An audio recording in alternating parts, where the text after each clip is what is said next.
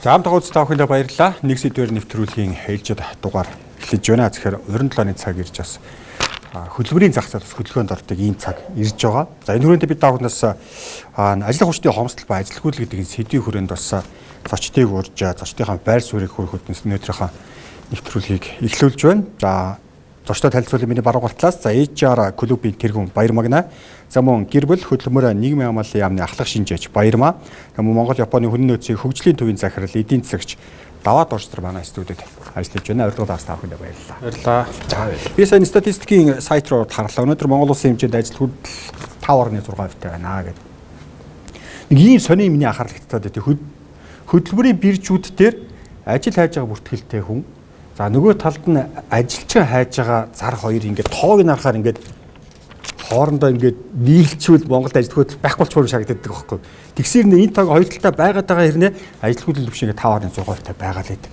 Энэний ингээд хоорондоо майчлахгүй байгаа шалтгааныг юу н та бүхэн яг тус тустай юу н яг юу гэж харж чинь юу нь бослоод ингээд хоорондоо ингээд нэг зогцоод гэдэг юм ингээд ажилтан албан хаагч ингээд болчихгүй байна. Тэрнээс эхэллээ.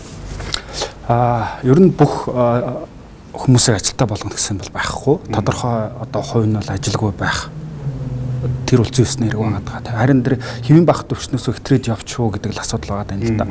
Тэгэхээр миний харж байгаагаар ер нь 2019-өөс 2024 оны статистикийн одоо газраас гарсан ажилгүйдэлчдийн тоо харахад 70-80 хувьтай л байгаа. Өөрөөр бол тооны хүмүүс ер нь ингээл ажилгүй байгаа. Нэг 72,000 гол юм уу эсвэл 75 ч юм уу та тий. Ингээ хэлбэлсэн ингээд.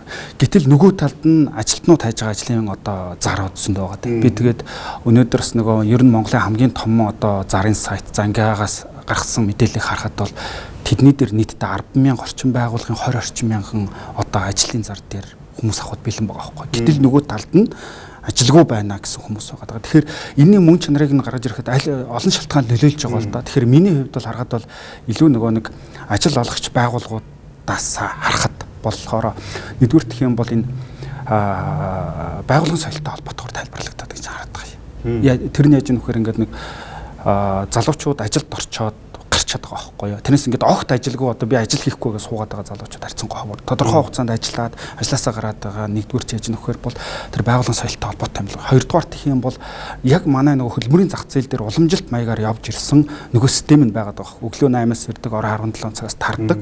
Ерөөсө бүтээмж дээр тулгуурсан нөгөө нэг чадвар гэхээсээ илүү цаг бүртгэл дээр тулгуурсан одоогийн менежмент яваад байгаа. Тэгэхээр энэ гарч ирж байгаа энэ залуучууд дээр хараад ирэхэд бол арай зохицохгүй байдал үүсээд байна л да. Тийм. Тэгэхээр тэгээд нөгөө талд нь ахаа цалингийн асуудал үүсэж байгаа. Өөрөөр бол илүү нөгөө залуучууд шудраг цалин хүсээд байна гэж хараад нэрээс өндөр цалин биш. Шудраг цалин гэдэг бол өнөөдрөө 4 цаг зарцуулсан бол 4 цагийнхаа цалин аавал гэж хараад байгаа байхгүй. Тэгэхээр бол яа харахгүй зөв ажил олгогч талаас харахад бол энэ нэг менежментийн тодорхой хэмжээ шинжилгээх шаардлагатай болов гэж харж байгаа. Тэгээд залуучуудын зүгээс харахад бол тэр тэргүүнд дэлхийн нийтээр гарч ирж байгаа асуудал аахгүй. Нэг ажлын байран дээр доктортой ажиллах нь бүх одоо дэлхийд дээр гарч ирж байгаа залууч нийтлэг доктортой ажиллах. Өмнө нь бол магадгүй одоо байгууллагууд 20 жил 30 жил ажиллуулна гэж харж ирсэн бол одоо бол тэр ойлголтоор засах шаардлагатай болов гэж хараад байгаа юм. Яамны зүгээр шинэ нийтлэл дээр яг ямар дүгнэлт хийдэг юм бэ? Уг нь ингээд нэг хөдөлмөр зуучлаа, за ингээд сургаа, давтан сургаад гэдэг асуудал дугуй байдаг. За хөдөлмөрийн зах зээл өөрөө хөдөлгөөнтэй буюу динамик ийм зах зээл. Энэ маань өөрөө бүтцийн ажил, онлынхаа талаас бол бүтцийн ажилгүйдэл гэж бол ямар ч хөдөлмөрийн зах зээл дээр байдаг. Энэ бол нэг ойролцоогоор нь 3-аас 4% түвшинд ажилгүйдлийн түвшин хадгалагдаж байгаа нь өөрөө бүтцийн ажилгүйдэл гэдэг. Энэ маань өөрөө юу гэсэн үг вэ гэхээр тодорхой хүмүүс тэтгэврийн насанд хүрээд хөдөлмөрийн зах зээлээс одоо тэтгэвэр тараа гарч идэг. Зарим залуучууд болохоор сургуулаа төгсөө хөдөлмөрийн зах зээл рүү шилжиж идэг. Энэ бүх энэ хөдөлгөөнүүд маань өөрөө бүтцийн ажилгүйдэл гэдгийг бол би ойлгож байгаа асуудал учраас энэ бол динамикийн орчинд бол байдаг үзэгдэл гэж үздэг. Тэгэхээр саяны Баяр Магна захирлын хэлж байгаатай санал нэгээр харин энэ ажилгүйдлийн түвшинг ямар хэмжээнд хадгалах вэ? Аль болох нэмэгдүүлэхгүй байх вэ гэдэг дээр бодлого гол нь олж хэлэх ёстой. За манай улсын хэмжээнд бол яг сүүлийн нэг 10 жилийн хугацаанд ажилгүйдлийн түвшин 5.5-аас за 5.9 7 за дээдлэн 7 хүртэл хувь бол байсан. Тэгэхээр энэ ажилгүйдлийн шалтгааныг бол үндэсний статистикийн хорооноос хийж байгаа судалгаанаас харахад гол зөнхөлж байгаа шалтгаан нь ажил хайгаад олдохгүй байгаа гэсэн ийм шалтгаан бол нийт ажилгүй иргэдийн 30-аас 34% орчим хувь нь бол хариулсан байдаг. Тэгэхээр энэ маань өөрөө үндсэндээ хөдөлмөрийн зах зээл дээр эрэлт нийлүүлэлтийн зөврөөг бол бий эрэлт нийлүүлэлтийн зөврөг бий болсон бол илтгэж байгаа юм л да. За мэдээж энэ зөврөө бол өөрөө олон хүчин зүйлтэй холбоотой.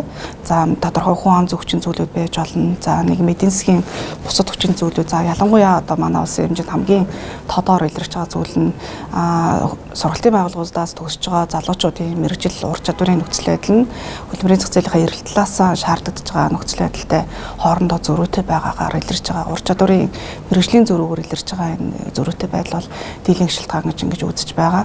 Тэгэхээр яамны үед бол мэдээж хүн амын хөлбөмбөглөлтийг нэмэгдүүлэх ажилгүйдлийг бууруулах чиглэлээр хууль эрхцэн орчны үед бол тодорхой бодлогыг бол хэрэгжүүлээ явж байгаа.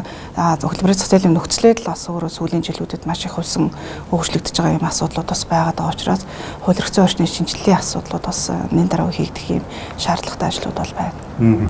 Давуу дарчхын тухайд яг энэ тал дээр ямар дүнлэлтэй явах юм бэ? Ер нь гол шалтгаан нь юу байж болох вэ? Тэгэхээр энэ бол нэг хоёр юмны уулз зур болох хэрэгтэй. Хамгийн ихнийх нь бол ажлын байранд тавигдах шаардлага гэж байдаг.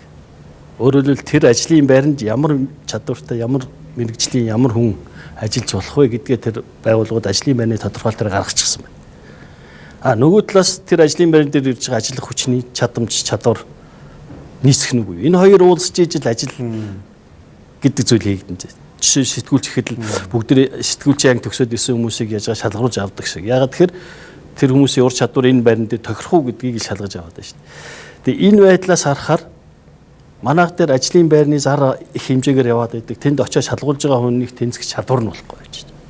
Ингээд уулз чадхаа байцсан гэдэг хамгийн гол асуудал байна. Тэгээд цаашаагаа бол тэр ажлын байран дээр тавигдж байгаа шаардлагыг хангахуйц ажиллах хүчнийг яаж бий болох вэ гэдэг асуудал цаашаа яваад өгч байна гэсэн. Тэгэхээр энэ эрэлтийг бид нар үнэхээр зөв тодорхойлж гин үү? Энэ эрэлтэд нийцсэн нийлүүлэлтийг нөгөө нийлүүлдэг газар маань хийж чадж гин үү гэдэг хоёр асуудал гараад ирнэ.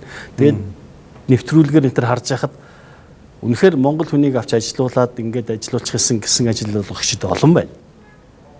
Гагсгүй тэрэн дээр нь очиод тэнцдэг чадвартай хүн хавар болж байна. Энэ хоёрын байдлаас болоод ажлын байрны эрэлт байгаа юм шиг харагдаад нөгөө талаасаа тэрэн дээр тохирохгүй ажилгүйдэл гараад байна гэсэн ийм хоёр янзын тал руугаа хуваачаад байна. Тэгэхээр бид бол энийг дээр ажиллах хүчээ яаж зөв бэлтэх вэ? Өөрөөр хэлбэл тэр үнийг ажлын байран дээр нь яаж чадварчуулах уу, өсгөх үү, хөгжүүлэх үү гэдэг асуудал тусдаа асуудал. Ерөнхийдөө бол ажил олгогчдоо жоохон гологдоод байна. Тийм ажлын байрандаа гологдоод байна гэсэн. За ажил олгогч бол өөрөө ийм шаардлагатай ажил байна шүү гэдэг юм гаргаад ирдэг. Тэрийг хангаж чадах хүн маань гарахгүй гологдсон учраас тэд нар маань ажил дээр очиж ажиллаж чадахгүй. Цаашдаа ажилгүйдлийн тоонд ороод байна гэсэн. Ийм нэг тал бий. Нөгөө талаас албан ёсны статистик мэдээлэл маань хэр бодиттой гарч ирж гин үү гэдэг асуудал бас нэг асуудал бий. Өөрөөр хэлбэл хүн болгоныг бид нар үнэхээр бүртгээд энэ бол ийм ажилтай, энэ ийм ажил. Энэ цагийн ажил хийж байгаа учраас энд орох уугүй юу? Ажилгүй мөн үү биш үү гэдэг тэр тодорхойлолттой хүртэл бас эргэж харах.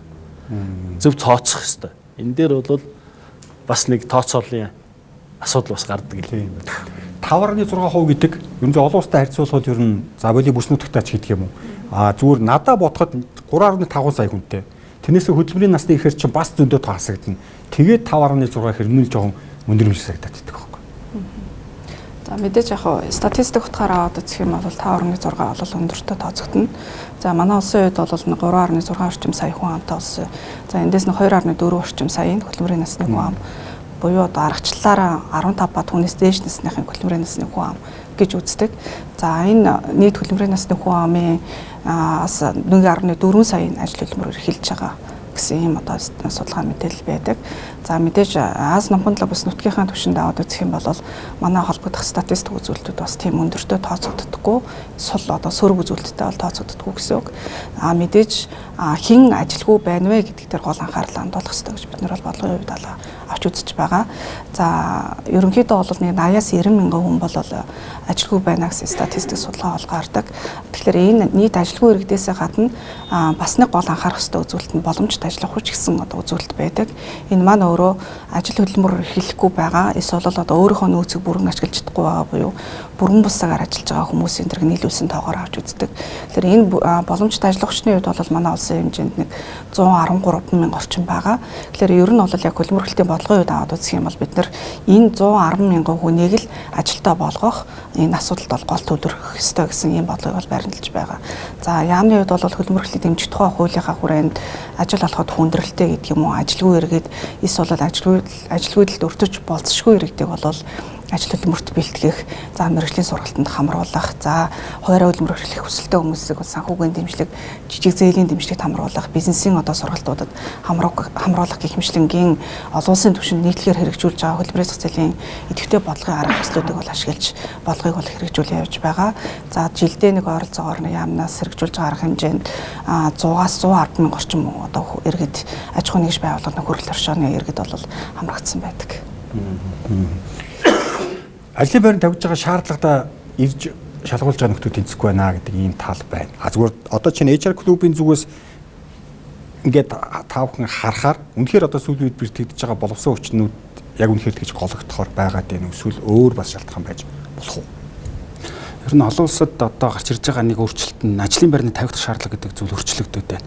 Өмнө нь одоо жишээ нь зүгээр яг нэгтлэн бодгочоор төгссөн нэгтлэнгаа хийн.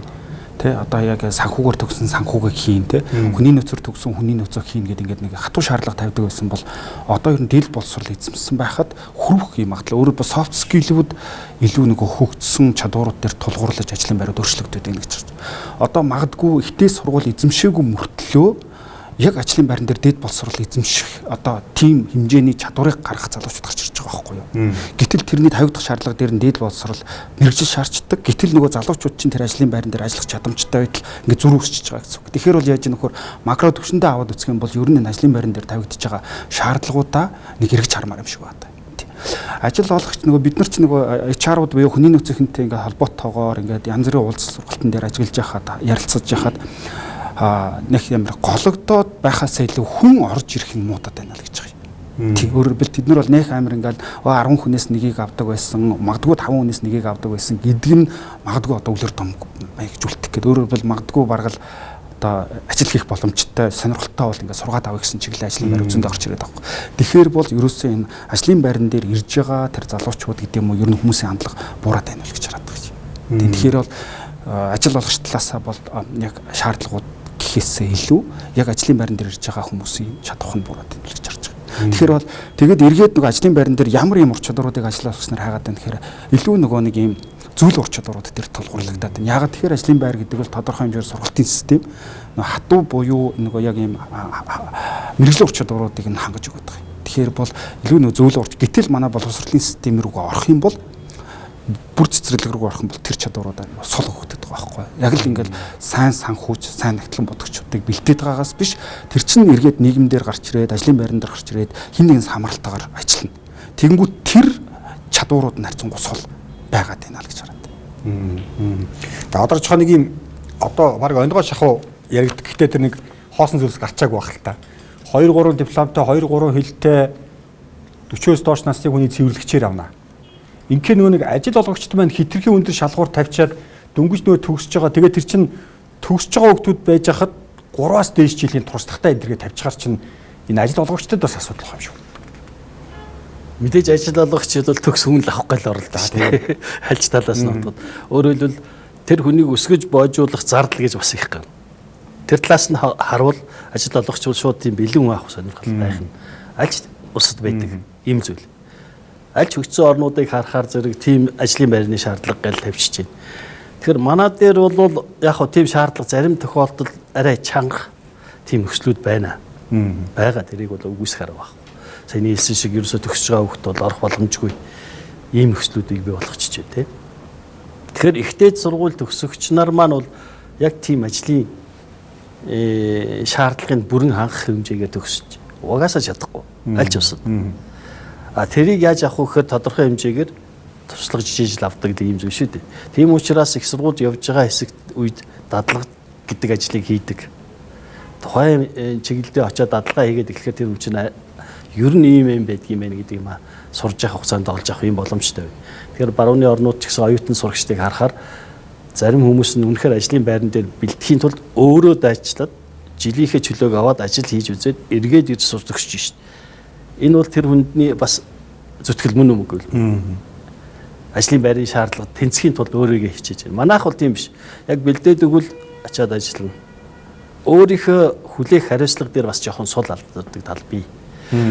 Ажил олгогчийн шаардлагыг хангахын тулд би юу хийх ёстой, юу бэлдэх ёстой гэдэг тэр өөрт хүлээх хариуцлага ерөөсөө үнэхээр сул байна. Энэ утгаараа бол ер нь манай боловсролын систем хүнийг нийгэмд бэлдэх тал дээр илүү дутаад байна гэдэг шүүмжил гараад байгаа шүү дээ. Зөвхөн нэг мэдлэг олохын төлөө бүх сургалтын систем тийм болчихж.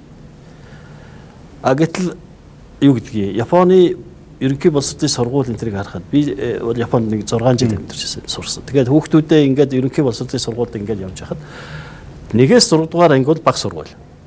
Энэ дээр ямар ч дүн тавихгүй.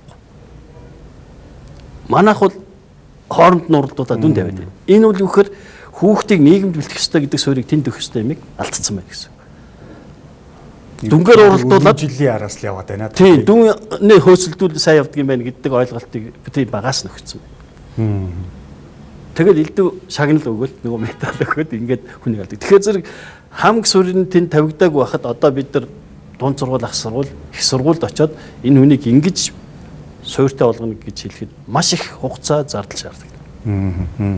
Нэг юм жишээ надад айгуу гоё эерэг санагдаад байдаг байхгүй юу? Чинь одоо уулуурхайн компанид нийтлэгдүүдээ тийстэр ч юм уу очиод ингээд оюутнуудтай уулзаад ийм ажлын баруушууд танилцуулаад ирээдүйтэй гэж харсан оюутныхаа сургалтын хэлбэрийн төлөөд ч юм уу нэг ийм их сургуулиуд бараг захиалга өгчдөг. Тэр шиг ажил олгогчдын зүгээс яантай одоо юу гэдэг хамтын ажиллагаа, захиалга энэ төр гэдэг ойлголт нь байд юм. Яг нь ерөнхийдөө энэ нэг 80-аад мянган ажилгүй хүний тухайд 20 орчим мянган нь бол яг энэ хөдөлмөрийн одоо хөдөлмөр зуучлалын үйлчлэгийг үзүүлж байгаа төрийн болон хувийн хвшлийн байгууллагуудад бол нэг бүртгэлтэй өөрөөр хэлбэл ажил хайж байгаагаа мэдэгдэж бүртгүүлсэн байдаг гэсэн үг. Тэгэхээр бид нар энэ бүртгэж авсан хүмүүсийг хуваарь хөдөлмөр эрхлэх хүсэлтэй хүмүүсийг нь тодорхой одоо санхүүгийн болон санхүүгийн бус дэмжлэгийн үйл ажиллагаанууд хамруулна. Ажил хийх хүсэлтэй цалин үйлстэй ажил хийх хүмүүсийг ажил зуучлах үйлчлэгэнд бол хамруулж байгаа. Тэгэхээр ажил зуучлах үйлчлэгийн хамгийн гол түнсрэгч нь өөр ажил олгогч байдаг. Тэгэхээр манай дээр бол нэг жилд ойролцоогоор нэг 60-аас 70 мянган ажлын байрны захиалга бол үндсэндээ манай аймаг дүүргүүдийн хөдөлмөр халамж үйлчлэгээний газар болоод хувийн хөдөлмөрийн биржүүдэд бол бүртгэгддэг гэсэн үг. Тэгэхээр энэ ажлын байрнуудыг өөрөө бид нар ажил олгогчийн одоо нэг тамтай ажиллагааны хүрээнд л одоо бий болгож байгаа. За мэдээж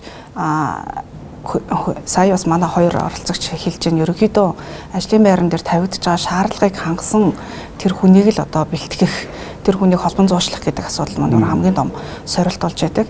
Тэгэхээр ер нь бол яг хөдөлмөрийн биржүүд юм уу, хөдөлмөр халамж үйлчлэгээний газруудад бүртгэгдэж байгаа хүмүүсийн тухайд бол өөрөө хөдөлмөрийн зах зээл дээр одоо чөлөөтэй ажлын байр олоод авчих боломжтой хүмүүс гэхээс илүүтэйгээр ажил хөдөлмөр эрхлэхэд тодорхой хэмжээний одоо хүндрэл бэрхшээлтэй байгаа ийм хүмүүс бол дийлэнх нь одоо бүртгэгдсэн байдаг.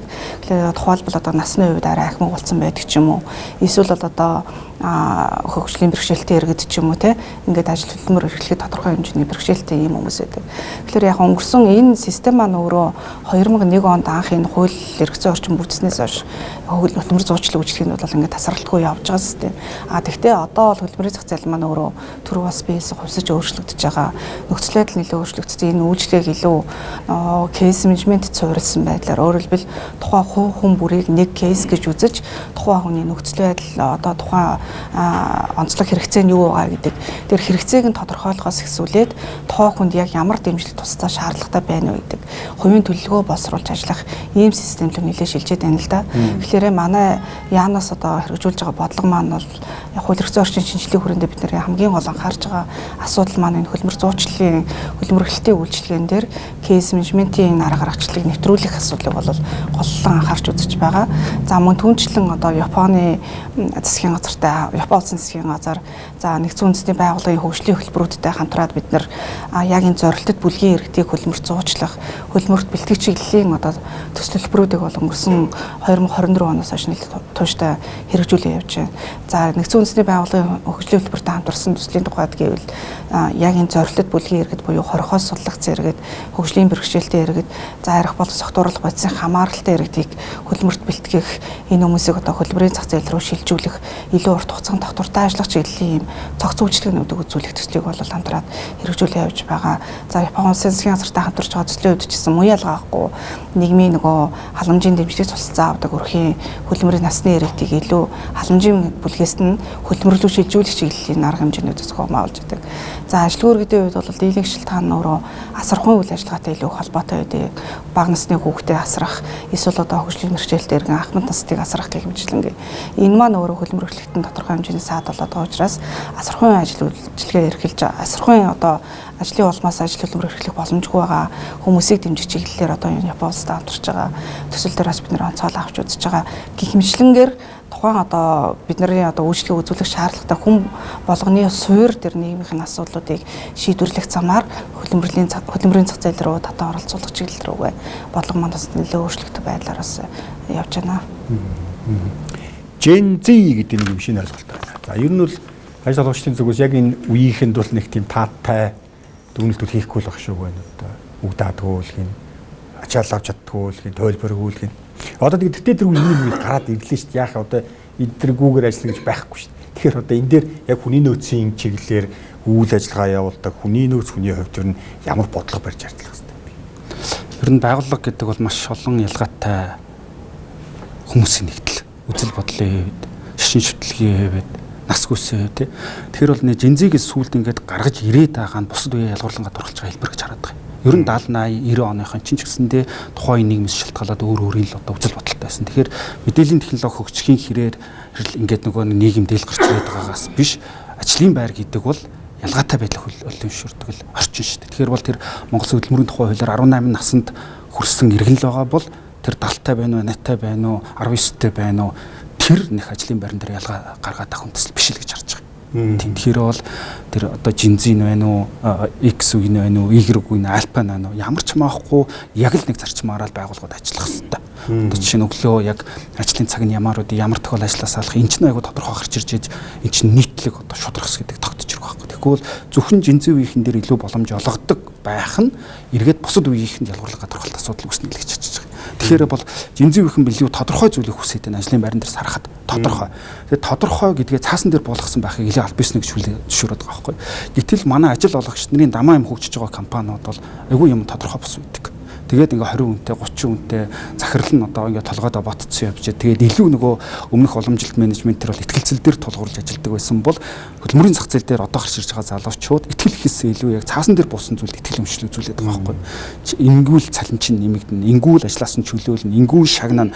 Ингэж манай байгууллага доктортой ажиллавал одоо ийм боломж байна гэдгээ тэднэрт аль бисаар харуулах хэрэгтэй болчихж байгаа. Гэтэл ийм зүйл дутмагшилтай байгаа болохоор нөгөө талд нь яа харахгүй тэр залуучууд илүү нөгөө хонглын үзүүрт гэрэл харагдангууд явах нь тэдний зүг байхгүй. Би одоо чинь миний цалин хизээ өсөх мэдэхгүй. Миний дараагийн албан тушаал одоо би чинь нэг нэгтлэн гар орчиж байгаа. Яг миний дараагийн албан тушаал юу юм мэдэхгүй. Энэ байгууллагт би хэдэн жил ажиллавал миний одоо нийгмийн одоо миний хувийн хөгжил болон амьдралд ямар нөлөөлөл үзүүлэх юм мэдэхгүй. Ингээл нэг сэтгэл хөдлөлөөрөө нэг ийм өдөрлгүүд нь шийддэг. Тэгээд тэнд нэг ийм одоо гэр бүлийн соёлд хамгаалсан компаниудад залуучууд ажиллахгүй байхгүй. Тэгэхээр бол эндээс харж яхад залуучуудыг одоо муу байна, буруу байна гэж хэлэхээс илүү одоо өнөөдөр нэг ийм залууг ажиллаас нь халдъя л та. Дараагийн залуу нь яг тийм байхгүй юу? Тэгэхээр бол хамгийн өөрчлөгдөх боломжтой субъект нь хүн ажил олгогч өөрөө багтдаг. Тэгэхээр бол ерөөсөө энэ залуучууд хөдөлмөрийн зах зээл дээр ямар өөрчлөлт гараад байна гэдгийг мэдрээд одоогийн залуучуудтайгаа тэр нөгөө өөрчлөлтөнд тэр одоо менежменттэй засахгүй болчихж байгаа. Тэгэд өнгөрсөн 14 хоногийн өмнө одоо хөдөлмөрийн яамнаас зохион байгуулсан хилцүүлэг дээр гарч ирж ирсэн.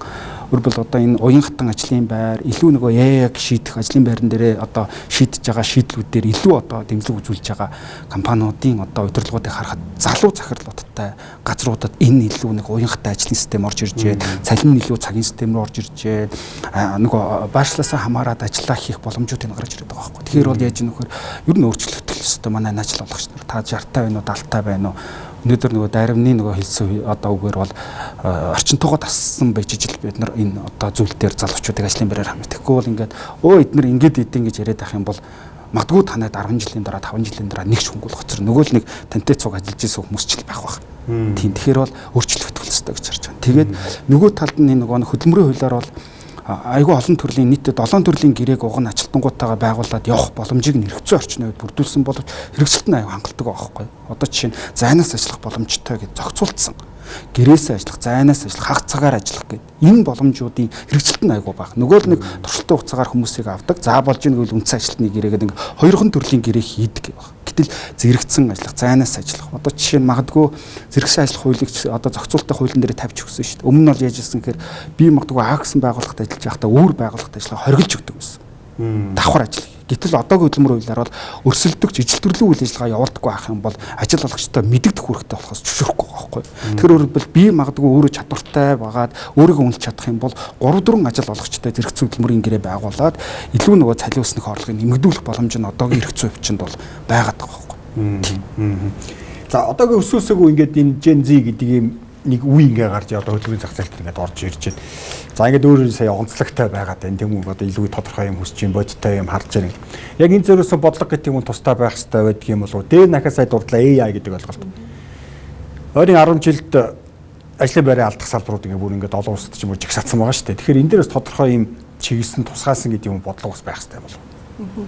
2010-аас 20 оны хооронд төрсэн хүмүүсийн нөгөө Gen Z буюу шинэ мянганы залуучууд гээд 2035 он хүртэлх хүн амын одоо хитэн тооцоогоор энэ насны бүлгийнхэн бол нийт хүн амын 43 орчим хувийг бүрдүүлэхээр байна гэсэн юм тооцоо байдаг. Тэгэхээр бид нэр дунд хугацаанд бол энэ Gen Z үеийнхэн бол манай хөдөлмөрийн одоо гол нөөц байх нэ гэж харах хэрэгтэй л да. Тэгэхээр ер нь бол яг яамны үед залуучуудын хөдөлмөр эрхлэлтийн асуудал дээр бол бас нэлээд онцгой анхаарч авч үзэж байгаа. Ялангуяа өнгөрсөн 2025 онд Азийн хөгжлийн банктай хамтраад бид нэр залуучуудын хөдөлмөр эрхлэлтийн асуудлын хүрээнд сургуулиас хөдөлмөрийн зах зээл дээр шилжих үйл явцыг тодорхойлох чиглэлээр судалгаа хийсэн. За энэ судалгаан дээр бол яг л одоо бидний энэ хөндөгдөж байгаа өнөөдрийн сэдвийн хүрээнд хөндөгдөж байгаа асуудал бол яг л тодорхойлол харагдсан л да. Тухайлбал залуучуудын хувьд ажил хөдөлмөр эрхлэхэд хамгийн том бэрхшээл болж байгаа зүйл нь ажлын туршлага байна гэдэг нь бол тодорхойлогдсон. Өөрөөр хэлбэл нэгдэх анхны ажилдаа ажиллаж байгаа залуучууд хоёр дахь ажилдаа ажиллаж байгаа залуучуудтай харьцуулахад тухайн ажил дээр ажиллах хугацаа нь хамаагүй богинохон байдаг. Өөрөөр хэлбэл дараагийнхаа 2 дахь 3 дахь ажилдаа шилжиж байгаа тэр ажил хаях хугацаа нь ч богиносдог. Нөгөө талаасаа ажлын байран дээр доктортой ажиллах, үргэлжлэн ажиллах хугацаа уртасж байна гэсэн ийм асуудал. За дээрээс нь залуучуудын гэр бүлийн нөхцөл байдал, боловсролын түвшин энэ бүх хүчин зүйлсүүд нас хөдөлмөр эрхлэлтээр нөлөөлж байгаа. Тухайлбал дээд боловсролтой залуучууд бол өөрөө нөгөө бусад түвшингийн боловсролтой залуучуудтай харьцуулахад хүлээлт нь илүү өндөр байдаг. Тэгэхээр энэ маань өөрөө эргээд доктортой хөдөлмөр эрхлэлтэд бас нөлөөлөд байгаа юм асуудал байна. Өөрөөр хэлбэл дээд боловсролтой залуучууд нэг ажлын байран дээр доктортой ажиллах хугацаа нь бусад түвшингийн боловсролтой залуучуудтай харьцуулахудаас арай илүү богинохон байна гэсэн ийм судалгааны үр дүн гарч идэг. Дээрээс нь гэр бүлийн хүчин зөвлөл нь аав ээж нь илүү одоо өндөр боловсролтой гэдэг юм уу?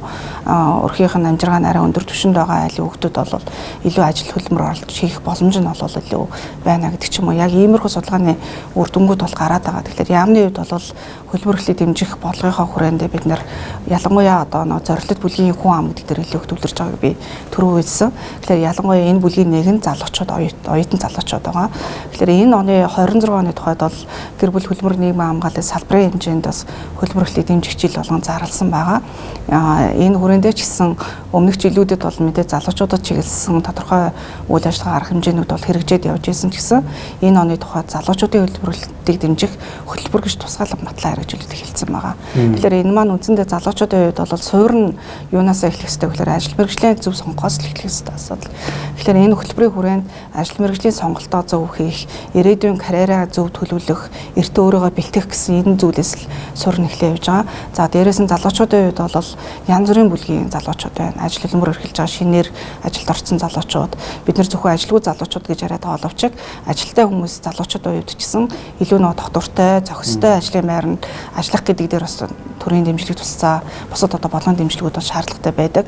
За дээрээс нь одоо нөгөө зорилттой бүлгийн орхиос суулгагдсан байдаг юм хөгжлийн бэрхшээлтэй гэдэг байгаа нөгөө бусад бүлгийн одоо шаардлагатай залуучууд бас байгаад байгаа учраас энэ бүлгийнхний онцлог тус тус бүрдэн тохиромжтой хөдөлмөрлөлийг дэмжих арга хэмжээнүүдийг бол энэ хөтөлбөрийн хүрээнд бол хэрэгжүүлээ явж байгаа. За мөн түнчлэн энэ хөтөлбөрийн хүрээнд бол ажил олгогчд болоод одоо боловсрол сургалтын байгууллагуудтай хамтран хэрэгжүүлэх ажлуудыг нэлээд шинэ одоо арга хэмжээнүүдийг төлөвлөж оруулсан. Ялангуяа залуучууд энэ хэрэгцээтэй байгаа ажлын туршлагыг одоо бий болгох чиглэлээр ажлын байрны дадлгажуулагчийн хөтөлбөрүүдийг аж ахуйн нэгж байгууллагуудтай хамтран хэрэгжүүлэх ажлуудыг бол нэлээд өргөөрөөд ирэхээр хэрэгжүүлээд эхлээд явж байгаа. За мөн түнчлэн одоо сайн хүний нөөцийн бодлоготой илүү нөө залуу ажилтнуудтай ажил амьдралын тэнцвэртэй байдлыг хангасан илүү хөгжлийг дэмжсэн ийм сайн хүний нөөцийн бодлоготой аж ахуйн нэгж байгууллагуудын сайн туршлагыг илүү бусад аж ахуйн нэгж байгууллагуудад түгээн дэлгэрүүлэх чиглэлийн ийм нөлөөллийн ажлуудыг бол нэлээд өргөрөөтэй зохион байгуулах. За мөн одоо сургалтын байгууллагууд дээр оюутан залуучуудын хөлбөрөлтийг дэмжих, карьер төлөлтөнд дэмжлэг үзүүлэх ийм одоо төвүүдийг байгуулах хэмжлэнгийн ийм одоо зохиц арга хэмжээнүүдийг хэрэгжүүлэх ийм хөтөлбөрийг болоо шинээр батлаад хэрэгжүүлээ явж байна. Япон хариуцлага чанар гэж одоо жишээ авахар зүйл бидэнд их л байдаг л та. Яг тийм чанартай бүтээгдэхүүнийг бол чанартай ажилтдаг хэрэгтэй. Тэгвэл тэр ажил олгогч тийм чанартай ажилтдаг бэлтгэж байгаа Японы нууц нь юу гэдэг юм? За ер нь хүмүүсийн нууцыг мэдхэд их сонирхолтой байдаг. Хүмүүс яагаад юм болчихгүй л хүмүүсийг сонирхдаг шүү дээ. Тэр шиг ер нь альва нууц гэдэг юм юу гэдэг юм болоо гэдэг бас нэг өөр өнцгөр харах юм шиг. За түрүү ярьсан энэ хүмүүс дээр юун дээр бас нэг юм ажигласан эхлээд хэлчихье. Зүгээр манад хөтөлбөрийн талаарх яг хууль эрх зүйн элдв төсөл хөтөлбөрүүд маш их байна. За гараал байна. Биелд нь хэр байна уу? Үнэхээр хэрэгжих юм хийсэн юм асуудалтай. Яагаад тэгэхээр засгийн газар дээд удирдлагын түвшин яам тамгын газар дээр хийж байгаа юмнууд маань амьдрал дээр буухааргүй юмнууд их болчиход байна. Тэгэхээр баахан тэр хүн хүндээ хариуцаад бичиг баримт боловсруулдаг. Яг очиод хийх гэхээр асуудалтай үүсээд. Өөрөөр тэгэхээр амьдрал дээр буухгүй учраас хэрэгжихгүй байх гэсэн үг шүү дээ. Гэтэл энийгээ сайжруулад үнэлээд ингээд явах процесс маань өөрөө алдагдаад байна. Тэгэхээр яамны үүрэг хэрэгжүүлэх үүрэг энтрийг одоо зөвхөн эдний яам биш. Өөр бусад бүх ямыг харахад бодлогоож гаргадаг, хэрэгжүүлэх юм дээрс бүгд оролцоод эхэлдэг. Тэгснээ бас эргэж шалгадаг ийм л систем болчиход. Өөрөө хийчээд, өөрөө шалгаад, өөрөө төвлөг. Тэгэхээр энэ маань буруу юм. Тогтолцоо нь. Өөрөө процессын хувьд алдаатай байна гэсэн үг. Хэрвээ яам тамхины газар үнэхээр бодлого зөв гаргадаг бол хэрэгжүүлэлтэн дээр очиод алдаж байгаа тэр хэсгийг өөрөө хэрэгжүүлж биеэр мэдэрч байгаа хүмүүс маань эргээд асуудлаа тавьдаг ийм эргэс холбоо байх хэрэгтэй. Энэ нь алдагдаад байна гэсэн үг. Нөгөө талаас яамны бодлогыг одоо юу гэдэг 2030 40 50 онд үнэхээр Монголд хэдэн соёлын ширхтэн гэдэг тоо гарч ирдэг юм уу би мэдэхгүй байна. Яг тэгэхээр өмнө нь яг өмнөх системийг хэлж байгаа. Зах зээл дээр байх хөтөлбөрийн эрэлтийг багцаагаар тодорхойлж болдог байсан. Одоо бол хэцүү. Маш олон төрлийн өөрөөр хэлбэл тэр нь захирагдах хэсэгч байна, захирагдахгүй хэсэгч байна. Ийм учраас ер нь багсаалсан ийм хөдөлмөрийн эрэлтийн зах зээл эрэлтийн судалгаа тооцоо гаргаж хийж өгч чаддаг бол сургуулиудаа ч гэсэн ийм чиглэлийн хүмүүс хэрэгтэй байна гэдэг ажил руу орно. Эргээд ажил олгогч маш гэсэн ийм хүн иргэн шүү гэдэг юм а төлөвлөж болохоор байна. За Японы нууц гэдэг ахаар юу гэхээр нэгдүгээрт ер нь Японы компаниуд ашиг их олох гэдгээсээ илүү компани тогтвортой удаан жил ажиллах хэрэгтэй гэдэг ийм бодлоготой. Өөрөөр хэлбэл тэр компани философи асуудал. Одоо дэлхийд дээр хамгийн урт хугацаанд ажиллаж байгаа компаниуд Японд 400 500 жил ажилласан компаниуд. Тэгээ эдний бодлого юу гэхээр энэ компани урт удаан хугацаанд тогтохын тулд хүмүүсээ тогтвортой ажилдаг тэдний баталгааг хангадаг болсон. Амьдралын баталгаа. Нэг орж ирсэн бол тэрийг заавал сургаад энэ ажлыг бүрэн гүйцэд хийж чаддаг бол. Хүн болгоо эхлээд хийхэд хэцүү л дээ. Чаддаг хүмүүс нь тэрийг удирдах авч явдаг. Тэр тогтолцоо бол миний зарчим гэж бидний яриад байдаг. Тэр маань өөрөө бодит амьдрал дээр хэрэгжиж явчихж байгаа. Ажиллах хүчин маань ч гэсэн өөрөө тэр шаардлагыг ойлгодог. Тэнд өөрийгөө бэлддэг явдаг болсон байна. Нэг нууц. Хоёрт нь төрийн бодлого ажлын уялдаанууд нь бол их ойлгомжтой болоо явчихж байна. Хууль эрх зүй асуудал. Манайх бол байсан жигээл одоо юу гэдгийг нэг хууль шинжилэн батлалаа гэчихэл жилийн дараач за дахиад өөрчлөнө. Эсвэл шинэ парламент гаргууд хийх ажлаа олж чадж байгаа юм шиг дахиад энийг өөрчлөнө.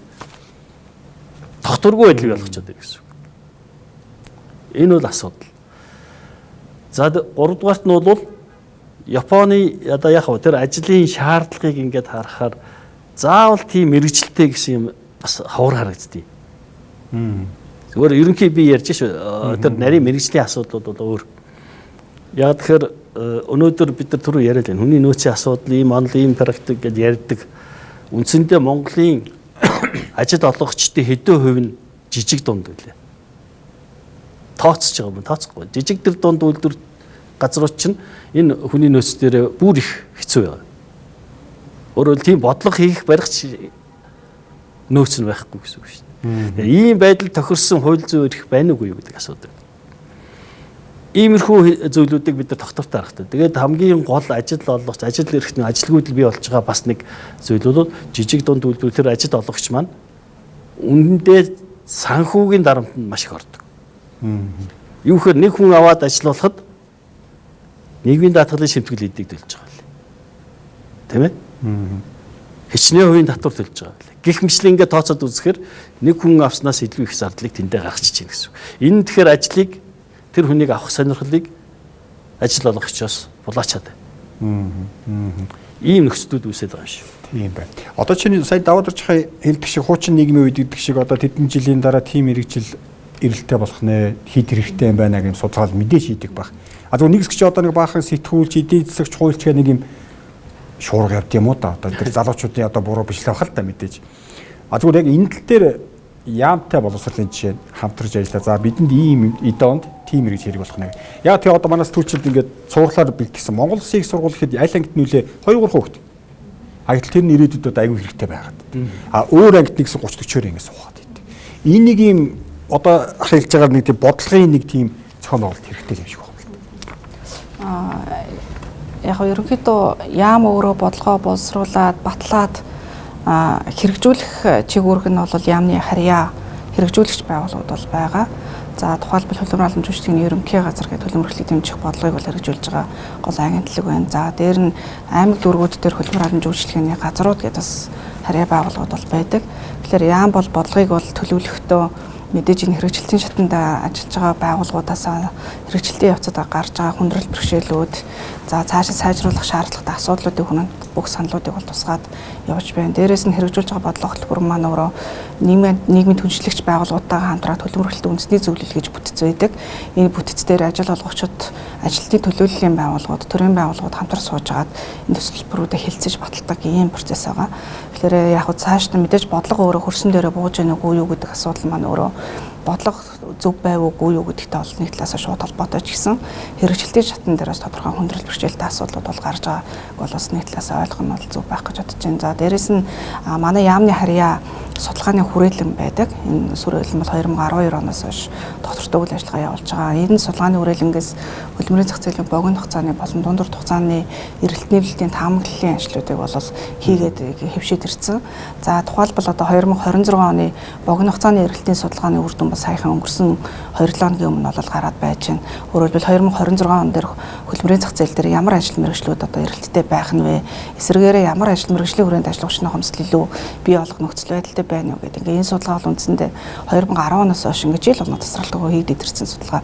За мөн одоо 2024 онд 2035 хүртэлх хөлбөмбөрийн зах зээлийн дунд хугацааны таамаглалыг бол яам мэргэжлийн судалгааны байгууллагатай хамтраа хийгээд үр дүнгээ танилцуулаад явж байгаа. Энэ манай яамны харьяа судалгааны хүрээлэн дээр ч гэсэн энэ загварыг бол шинжилээд ингээ хийх ажлууд бол тасралтгүй хийгдэж явж байгаа. Тэгэхээр энэ бол яг манай салбарын үед бол хөлбөмбөрийн зах зээлийн нийлүүлэлтийг эрэлттэй уялдуулах чиглэлээр хийж байгаа ажил нь бол энэ хөлбөмбөрийн зах зээлийн эрэлтийн одоо нөхцөл байдлыг ажил мэргэжлийн түвшинд за мэдээж одоо бүс нутаг байршлын түвшинд за мөн одоо эдийн засгийн салбаруудын түвшинд яг ямар байх нь вэ гэдгийг бол тодорхой хэмжээнд бол судлаа гаргаад байна. Харин энэ эрэлтэд одоо хэрхэн одоо нийлүүлэлтийг нийцүүлэх вэ гэдэг асуудал маань өөрөө боловсролын салбарынхаа бодлоготой бол заашгүй уялдах. Өөрөөр хэлбэл боловсролын салбарын хүрээнд баримталж байгаа эсэл төлөвлөлтийн бодлого дээр бол энэ асуудлыг бол заашгүй тусгаж авч үзэх шаардлагатай асуудал байна л да. За тэгэхээр манай яам бол үндсэндээ боловсролын хамтаа бол энэ эрэлт нийлүүлийн тэнцвэрийг хангах чиглэлээр бол хамтраад ажиллаж явж байгаа. За манай яамны үед бол мэдээж дээд боловсролын гэдэг юм уу мэргэжлийн боловсролын урт хугацааны боловсрол дээр бол ямар нэгэн байдлаар оролцдоггүй чиг үүрэг нь бол хамаарахгүй гэсэн үг. Харин төр сургалтаар одоо мэргэжлийн одоо ажил хүчний бэлтгэх чиглэлийн ажлуудыг бол хөлбөмбөрлөлийг дэмжих бодлогын хүрээндээ бол хийгээ явж байгаа. За сүүлийн үеийн судалгаагаар харахад бол дээд боловсролтой ажил хүчнээс илүүтэйгээр энгийн ажил мэргэжлийн түвшинд зам одоо мэргэжлийн одоо богино болон урт хугацаагаар бэлтгэгдэх энэ сургалтын одоо хүрээнд бий болж байгаа мэргэжилтэй ажил хүчний эрэлт хэрэгцээ бол илүү байгаад байгаа юм нөхцөлөд ялангуяа түрүүнд бас би нөгөө хариулахдаа дутуу өргөсөн байна. AI гэдэг юм уу одоо энэ техник технологи хөгжлийн нөлөөгөөр хөлбөрийн зах зээл дээр үзүүлж байгаа гол одоо асуудал нь яг энэ ажил мэргэжлийн түвшинд ямар бүтцийн өөрчлөлтийг бий болгож байна гэдэг асуудал байгаа юм л да.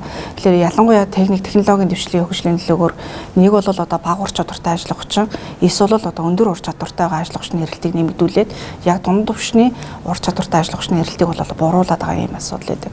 Гэтэл яг нэг хөлбөрийн зах зээлийн бүтцийг аваад үзэх юм бол нийт одоо ажил хүчний масст дунд түвшний ур чадвартай ажил хүчин дийлэх хийгслээд байгаа байхгүй. Тэгэхээр цаашдаа бид нэр энэ дунд түвшний ур чадвартай хүмүүсийг бусад одоо эрэлттэй байгаа мэргэжлөө хөрвүүлэх ажлын байран дээр тасралтгүй хөгжих сургах чиглэлийн энэ одоо бодлогоудаа илүү сайжруулах гэдэг мөн чиглэл рүү төвлөрөх шаардлагатай байгаа юм л да. Хүний нөөц гэдэг юм алтан тушаал байна байгууллагад. За нэг үеийн бодвол ялангуяа том компаниудын яг энэ алтан тушаал хасж байгаа хүн дээрх анхаардаг болсон байгаа. Ажиглагддаг. Зүгээр яг өнөөдөр та бүхний дүнж байгаагаар жишээ нь одоо 20 хүнтэй компани хүн нөөцөөр яах чинь тий. Нэг талаасаа тийм. Гэтэл энэ хүний нөөц гэдэг алтан тушаалыг хасж байгаа хүний ур чадвар чинь ажил хөдөл гэдэг ойлголттой боловсон хүчний дутагдал гэдэг ойлголттой шууд холбогдно юм зү. Тийм яг нөгөө хідэн үнд хідэн одоо мэрэгчлэлтэн хүний нөөц хариуцсан мэрэгчлэлтэн байх уу гэдэг тоо бол байхгүй. Тэр бол нөгөө байгууллагын өөрийнх нь соёл одоо салбараас хамруулаад ондоо. Ер нь эцсийн дүндээ бол энэ байгууллагын хүний нөөцтэй холбоотой асуудлуудыг бол ахлахууд хариуцж явдаг ахлах ажилтнууд. Одоо шинэ манахаас нэг байгууллага консалтант авч ясан баг 200 орчим ажилтнтай. Тэгээ байгууллагад 15-6 жил болсон байгууллага байсан. Тэгээд энэ хугацаанд нэг ч хүний нөөц альбом тушаалыг бий болгож байгаагүй. Цаашдаа ч гэсэн захирал нь бол бий болгох бодол байхгүй гэж байгаа байхгүй. Тэгээд тэр манахаас ямар үйлчлэг авсан гэхээр бол 2022 онд шинэ хөдөлмөрийн тухай хууль хэрэгжиж эхлэхэд одоо байгаа юм 4 журам хуульд нийцүүлээд нэг өөрчлөлүүд нэгж удирдлагууд нэг чадахжуулж хэлсэн. Тэгэхээр бол эцсийн дүндээ нэгж удирдах байгаа хүн болгон хүний нөөц ажилтан. Тэрээс тэр нэгжийнхаа хүмүүсийн одоо хөдөлмөрлөлттэй холбоотой харилцаа, менежментийн сэтгэл зүйн тэр зохицуултыг хийж чадахгүй удирдлагууд үнэндээ удирдлага биш байгаа байхгүй. Тэгэхээр бол яаж нөхөр бол шатндаа тэр хүний нөөцтэй холбоотой асуудал гэдэг нь яаж нөхөр тэр дахлах мэрэгчлэлтэнгүүд хариуцаж явах нь өөрөө урт хугацаанд байгуулгын соёлд аюу тийм мэрэгнэлэл үзүүлээд байгаа. Тэгвэл энд нэг HR ажилтан гэдэг нэг нөхөр тавьдсан. Нөгөөх нь нөгөө нэг дарга нарын нурдуур ороод хүмүүс рүү н ороод ах чи эн чинь өөрөө тийм сөрөг соёлыг бий болгох гэдэг байгаа байхгүй. Тэгэхээр бол ер нь нэгж удирдах байгаа хүн болгон л өөрхөө хүнтэй холбоотой асуудлыг нь шийдэх ур чадваруудыг байгууллагад эзэмшүүлэх нь аюу чухал байгаа. Тэгээд бодлого гэхээр бол яаж нөхөр бол ер нь нэг суур хууль эрх зүйн орчин өөрчлөгдсөн тохиолдолд яхахгүй одоо хэрэгжиж байгаа тэр дөрвөн журмаа тэнд нэцүүлэн гаргаад тэгээд тэднэрт энийг ингэж хэрэгжүүлэх гарын авалгал өгч байгаа байхгүй. Тэгээд тэр нь доктортойгоо нөхцөлд яг тэрнийхээ дагуу нөхдүүд явчих гээд байгаа. Тэгэхээр бол одоо хүний нөөцийн ажилтны одоо оролцоо бол илүү нөгөө нэгж удирдлагуудаа хөгжүүлэх тэднэр дээр дэмжлэг үзүүлэх дээр л орж ирж байгаа. Тэгэхээр одоо нөгөө хөгжихийн хэрээр өнгөрсөн одоо 14 хоногийн өмнө тэр яамн дээр болсон хилцүүлэг дарж хахад ер нь энэ хүний нөөцийн энэ албан тушаалтнуудаас хүнтэй холбоотой ажил хийдэг нөхдүүдэд ёс зүйн асуудал аягүй тийм өндөр сүйдэж гарч ирж байсан. Өөрөөр хэлбэл хөгжихийн хэрээр бүх ажлуудыг тодорхой ийм тусламжтайгаар хийгээд байгаа байхгүй. Тэгэнгүүт тэн дээр хувьнтэй холбоотой болон байгууллагатай холбоотой асар их мэдээллүүд тийшээ ороод байгаа. Тэгэхээр тэр нь эргээд ёс зүйн хувьд яах юм бэ? Тэгэхээр яахааргүй тэрийг одоо боловсруулалт хийж байгаа тэр хүмүүстээр ажил мэргэжлийн ёс зүй гэсэн ойлголт эргээд аягүй тийм том руу гарч ирж байгаа гэж харж байсан. Нэг зүйл надад сонирхолтой санагдаад. Одоо жишээ нь за ажилгүй байгаа. За 80, за 100 гэдэг ойролцоогоор энэ 100,000 хүн яаж амьдраад байгаа? Чи хүн жидэн, унтан, өмснө. Энэ хүмүүс яаж амьдраад байгаа юм бол нэг ийм тоо бай. Сүүлийн 15 жилийн хугацаанд манай улсын нийгмийн халамжийг зарцуулж байгаа мөнгө 50 дахь өсчээ. 2.7 сая ирхэн 20 орчим халамжийг ямар нэгэн байдлаар хүртэж байна гэх. Инхээр чи нөгөө ажлыг сонирхол хаана төрөх вэ гэдэг юм. Нэг халамжийн орон гэдэг хөдөлмөрөөс юу ичүүд энэ гоё раматик өгнүүд байдаг. Тэгээд нэг л тийм уйлдааг л харагдаад идэв юм л та.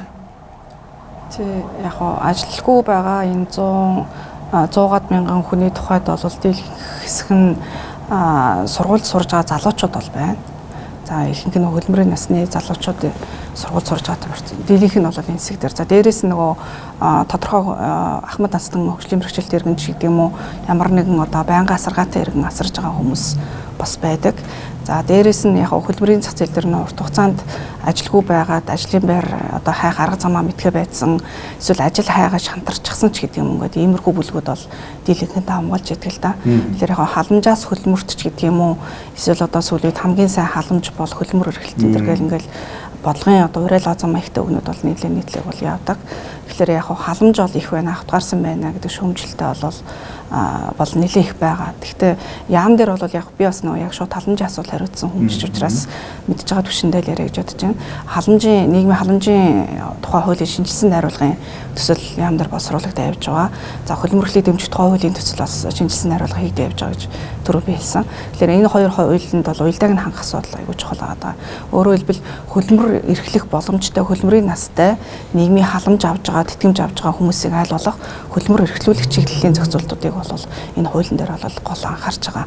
За хуулийн агуулгаас гадна, хуулийн шинжилэлээс гадна бид нар яг энэ оны тухайд гэвэл 5,000 одоо бага орлоготой өрхийг сонгож тодорхойлж аваад энэ өрхийн амжиргааг дээшлүүлэх ийм зорилт төлбөрийг бас шинээр хэрэгжүүлээд эхэлсэн байгаа. За энэ бүх бодлого хууль эрх зүйн орчны шинжилгээний цаадсан нь аль болох халамж авж байгаа хөдөлмөрийн насны хөдөлмөрийн чадвартай хүмүүсийг халамж авахчаас хөдөлмөр эрхлэгч болгох гэсэн энэ бодлогыг яг бодтой практикаар хэрэгжүүлэх ийм зорилгыг бол агуулдаг байгаа.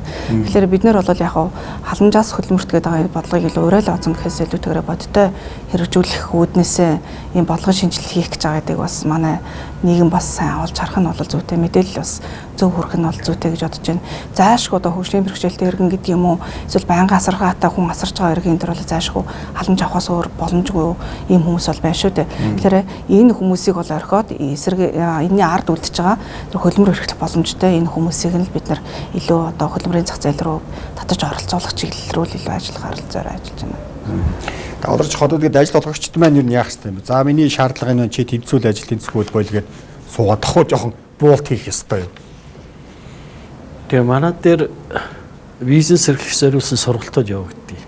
За 23 жил явагдаж байна. Өөрөөр хэлбэл ажил олгогчид, бизнес эрхлэгчид маань үнэхээр зах зээл дээр өөрийнхөө компанийг яаж оршин тогтоох удаан хугацаанд доктортой байх вэ гэдэг асуудлыг Японы мэргэжлүүд ирээд хичээл зааж байгаа.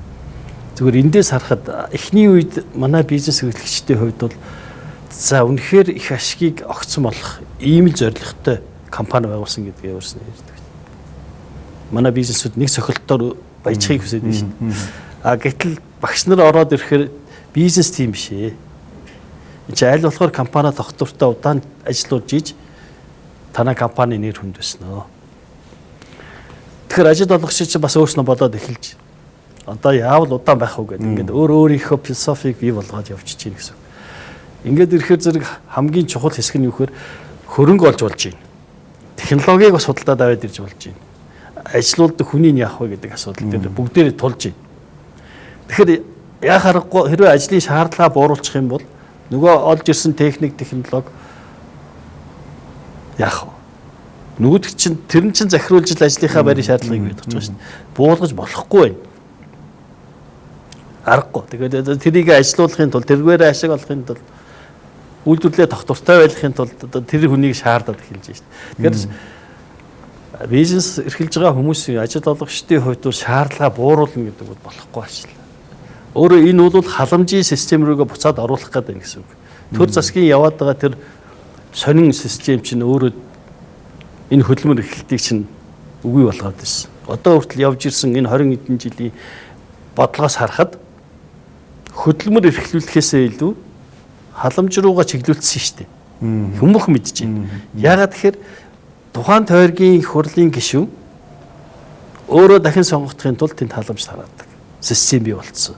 Одоо өнөөдөр улсын их хурлын гишүүн болгоно өөрөө тэдэнд тэр умыг зарцуулах хэрэгтэй гэж яриад байна.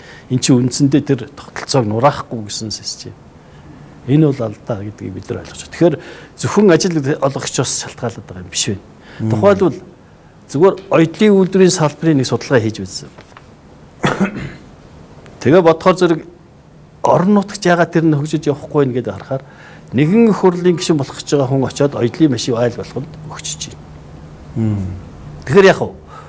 нөгөө үйлдвэр эрхэлж байгаа хүний чинь өрсөлдүүлээд улам их асуудлыг бий болгоод өөрөөр хэлбэл тогтвортой ажиллах боломжгүй болгоо хийж чинь гэсэн үг шүү.